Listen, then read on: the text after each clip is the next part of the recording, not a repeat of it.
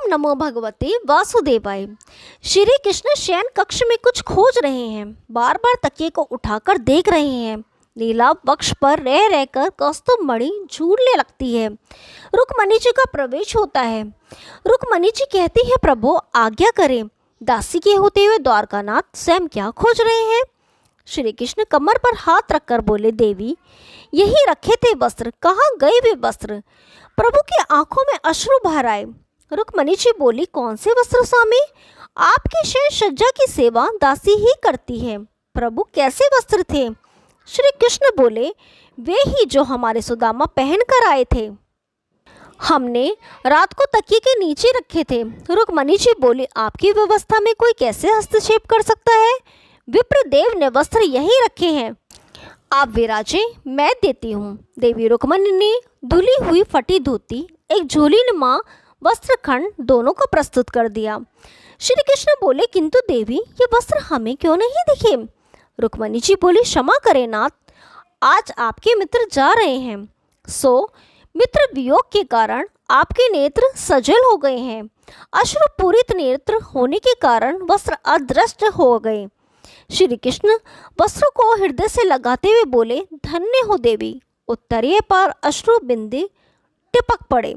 रुक्मणी जी बोली, द्वारकानाथ के मित्र द्वारकाधीश के राजमहल से इन्हीं वस्त्रों को पहनकर प्रस्थान करेंगे। श्री कृष्ण बोले, हाँ देवी, आए भी तो इन्हीं को पहनकर थे। रुक्मणी जी बोली, ये कैसी लीला है स्वामी?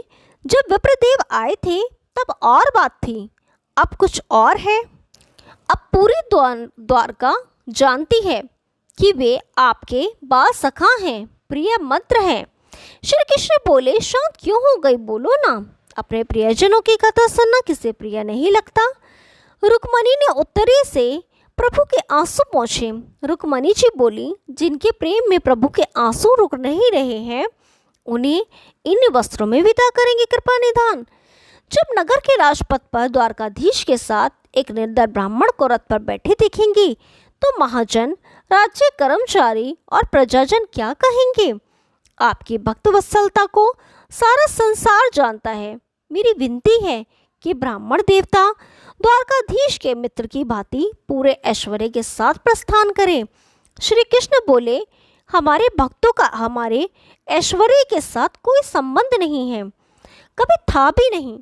रुक्मणी जी बोली, हमारा तो है प्रभु, हमारी प्रार्थना पर विचार करें। श्री कृष्ण बोले, वही तो कर रहा हूँ देवी।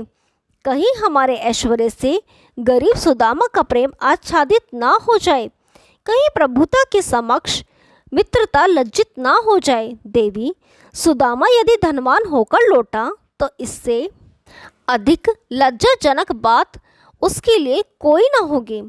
रुक्मणी बोली, किंतु लोग आपको क्या कहेंगे? आपके द्वार से दरिद्र कभी दरिद्र नहीं लौटा, भिखारी कभी भिखारी नहीं लौटा, और आपके मित्र? श्री कृष्ण बोले, और तुम हमारे मित्र को भिखारी बनाकर लौटाना चाहती हो? तुम चाहती हो कि लोग कहें कि द्वारका के राजा कृष्ण ने दरिद्र सुदामा को धनवान बनाकर विदा किया। लोग सोचेंगे, सुदामा वैभव की याचना लेकर द्वारका आया था। यह असत्य है, असत्य है।